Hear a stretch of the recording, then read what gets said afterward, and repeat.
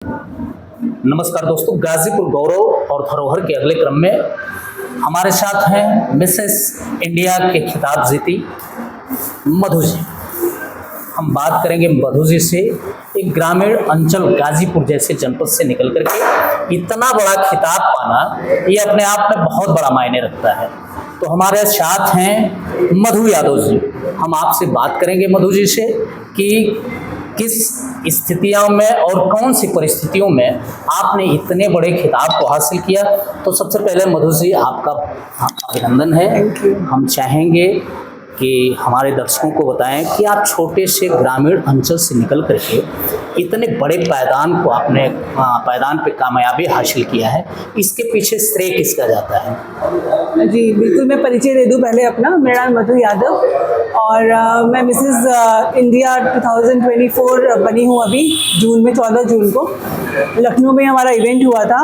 और इसके पहले 2 साल पहले मैं Mrs north India first runner up 2022 थी। और और जब मैं अनमैरिड थी, जब मैं कॉलेज में थी, फैशन डिज़ाइनिंग स्टूडेंट थी, तब मैंने दिल्ली में मिस IAFT दिल्ली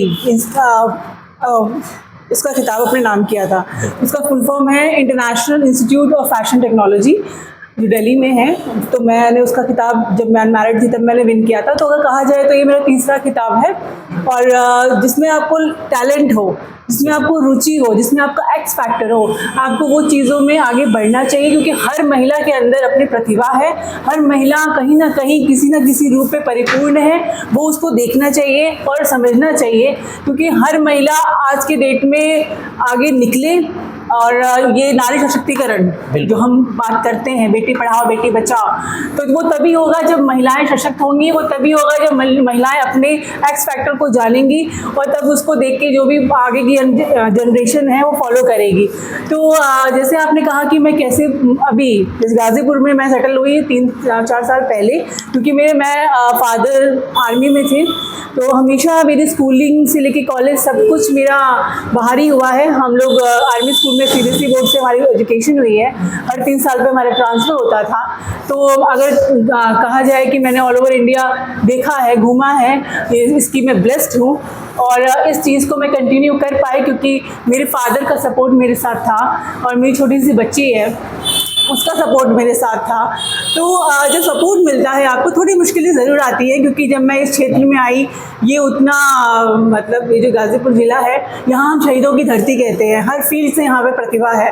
आप खेल की फील्ड से देख लीजिए। लेकिन जो ये ग्लैमर इंडस्ट्री है, जो महिलाओं के प्रति थोड़ी सोच है, वो अभी और विस्तार की ज़रूरत है। तो और मैरिड होने के बाद कहीं ना कहीं महिलाएं अपनी शादीशुदा ज़िंदगी में व्यस्त हो जाती हैं, अपने कामकाज में व्यस्त हो जाती हैं और वो अपना सपना अधूरा छोड़ देती हैं। लेकिन मैं ये कहूँगी कि आज भी देखा जाए तो महिलाएं काम कर रही हैं, टीचर्स हैं, अलग अलग फील्ड में है, राजनीति फील्ड में बहुत अच्छा काम करती हैं।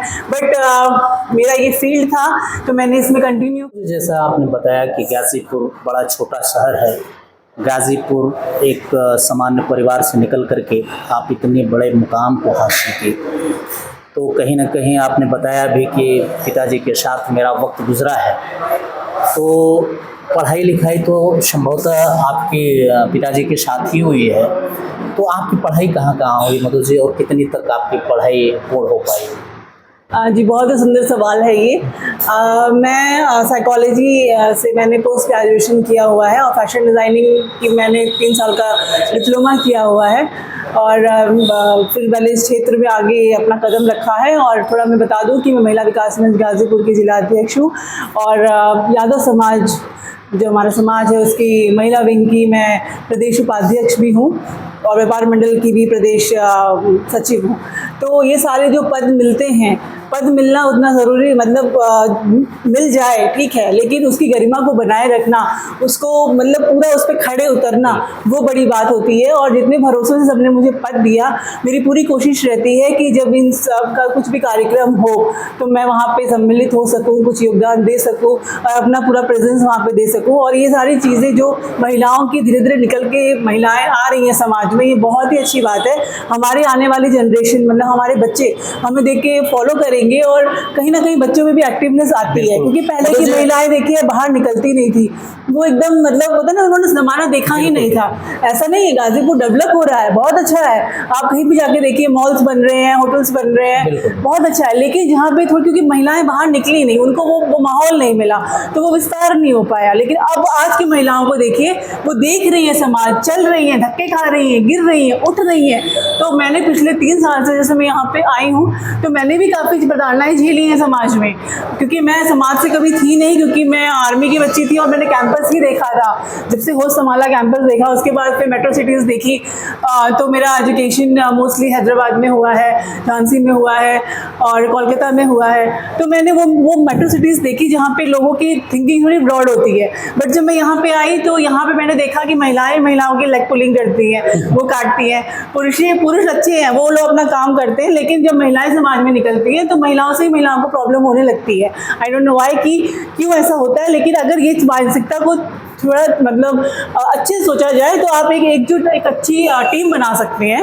नहीं मधु जी, जैसे आप गाजीपुर में जैसे आपकी एंट्री होती है और 24 का आपके नाम खिताब होता है, तो कहीं ना कहीं गाजीपुर में लगातार जब से आप 2024 से चल रही हैं, तो ये दिखाई दे रहा है स्पष्ट तौर पे कि आपको देख कर के काफ़ी महिलाएं इंस्पायर हुई हैं और उन तमाम क्षेत्रों में भी अपने दाव को आजमाना चाहती हैं और जाना चाहती हैं जहाँ से आप निकल के आई हैं। फिर भी मधु जी, एक बेहतरीन सवाल होगा आपसे कि चूँकि पिताजी गाजीपुर से रहे और वो भी आर्मी से रहे, तो एक बार जब आपके मन में ये ख्याल आया होगा कि मैं इसमें मॉडलिंग में जाऊं या इन सब खिताबों में हिस्सा लूं, तो कहीं ना कहीं थोड़ा बहुत तो उनको आर्ट टाइप का लगा होगा या पूरी तरह से सपोर्ट में लग गए थे वो? देखिए, मैं आपको बताऊं कि मेरे मतलब रिलेटिव्स फैमिली में आपको 60% तक आपको आर्मी वाले मिलेंगे अलग अलग लेवल्स पे, और 20% उसमें डॉक्टर्स हैं मेडिकल फील्ड में,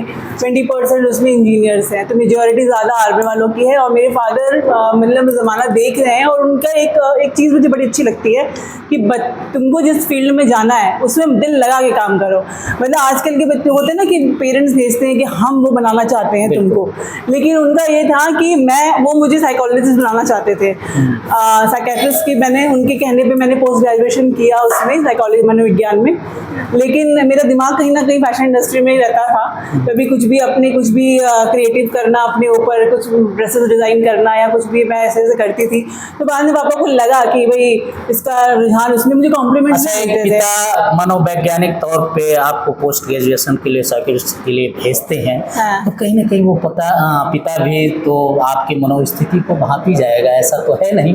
और वो सब्जेक्ट आपको एक पिता से दिलवाते हैं तो कहीं ना कहीं उनकी भी उसमें रुचि रही होगी। तो हर पिता अपने बेटे की मनोस्थिति को पढ़ता है और वही पिता सफल होता है जो अपने बेटे की मनोस्थिति को पढ़ करके उसके हिसाब से उसका सहयोग करे। तो ये इसके लिए तो आप बहुत भाग्यशाली हैं। मैं भाग्यशाली हूँ इसलिए क्योंकि मैंने जब भी मतलब हम कैंपस में रहे हैं और मैंने हमेशा से मैंने वेस्टर्न पहना, हर चीज़ पहनी है, लेकिन हर चीज़ मर्यादा में रही है, कभी मेरी कोई कंप्लेन नहीं आई। और इवन आज भी जैसे मैं मिस इंडिया बन गई हूँ, तो जैसे अभी हमें उस फील्ड में जाना होगा या हमारी कुछ ऐसी मीटिंग होगी तो हमें वेस्टर्न पहनना होगा। तो मैं बस इतना बता दूँ आज की जनरेशन को कि वेस्टर्न का मतलब ये नहीं होता है कि आपको एक्सपोज करना है। वेस्टर्न आप कवर्ड में भी कर सकते हो और मैं इस चीज़ के बिल्कुल भी एक्सपोजर के खिलाफ हूँ। मेरे कभी भी यहाँ पे FB पे या इंस्टा पे कुछ भी मेरे रील्स भी देखोगे तो मेरा सारा आपको कवर नजर आएगा। और आई थिंक कि लेडीज कवर्ड में ज़्यादा ब्यूटीफुल लगती है।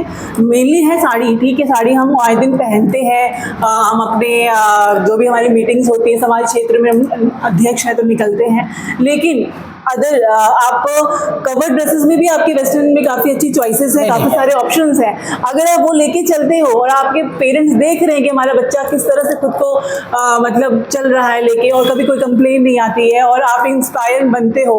मुझे देख के बहुत सारी फीमेल्स हैं जो इंस्पायर्ड होती हैं और जो कहती है कि मैम आपसे हमें ड्रेसिंग सीखने को मिलती है।